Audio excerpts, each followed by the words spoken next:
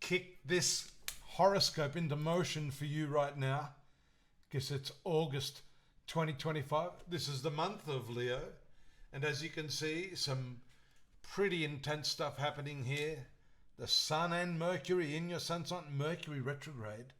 That's a finance issue, at least in the first part of the month. Ruling the second zone and the 11th zone of your horoscope. Money matters may be on your mind, maybe a bit of a problem. And for some of you, there could indeed be some legal issues that are very, very frustrating now. Legal, bureaucratic stuff is shown by this ninth house. Ninth house is the law. Ninth house is philosophy, religion, and the standards and the belief systems that you hold. Notice that these planets are retrograde, and as the month commences, a build-up of very powerful Martian energy in opposition to those, and it actually rules this ninth house of Aries. Pardon me. I love tearing the horoscope apart, and I love taking a look at what's happening for you.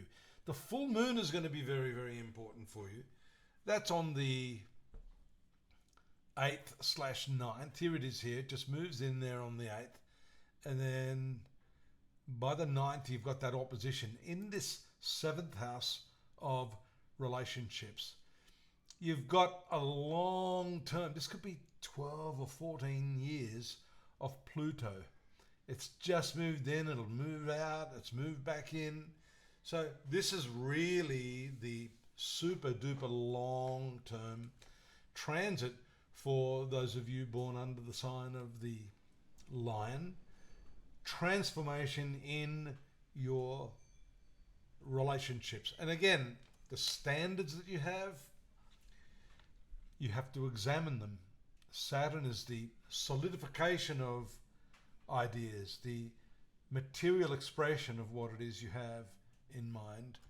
Neptune, and you can see on the 13th, 12th and 13th, the moon, the full moon, well, it's getting a little bit darker by this time, but it makes contact with these two planets. So it's at this time, what I'm saying to you is that you have to somehow connect your philosophical or spiritual ideals with the practical standards that you've set for yourself.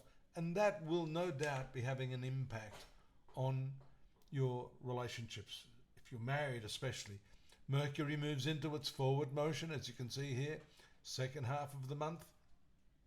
And then I would be saying to you, because we started the reading on a note of finance. Sun will move into your finance sector, and this darkening moon will finally hit the sun on the 25th. And at that point, we call that a new moon, which has a lot to say about your finances, your money, the way you earn your money. New ideas are emerging right now, creative new ideas, and with Mars in this third house, it's a very good position for Mars. The malefic planets function well in the 3rd, the 6th, the 11th houses. So here we have Mars in the 3rd house, pushing you, driving you into active communication, ways of gaining what it is that you want, especially in the air sign. You know, the element of air fans the flames of the fire. So Mars is very combustible. Fortunately, you have the opposition of Saturn there, so your speech may not be over the top. You'll be somewhat contained and sort of withdrawn a little in the way you present yourself, but you'll still be forceful. There's the new moon, 24th, also making contact with the South Node, your past karma, past action, past abilities. Be a little careful there. We call that the headless one. Decisions you make may be rash, especially with Mars there. Again, I'll reiterate, fortunately Saturn has a restraining influence on it. So I think all in all, this combination gives you the opportunity to renegotiate a contract. The financial aspects surrounding this may be subject to some unexpected twists and turns as a result of this Uranus square to the Sun. That should be for 4 or 5 days, but you must be careful not to be impulsive, not to throw your money away. And we can see with Jupiter's transit in your 12th house of expense that there may be a lot of outgoings at this time. So, it's not just how much you earn, but how much you're able to save. So that's an important component of your reading this month. Now, the final transit here is of the brightening moon in your 5th house, children, love affairs. Moon for you is the 12th ruler. So as well as those sort of people, it's a creative sector connected with travels or journeys or retreats and spiritual insights. So that's a nice end to the month, don't you think? I think so.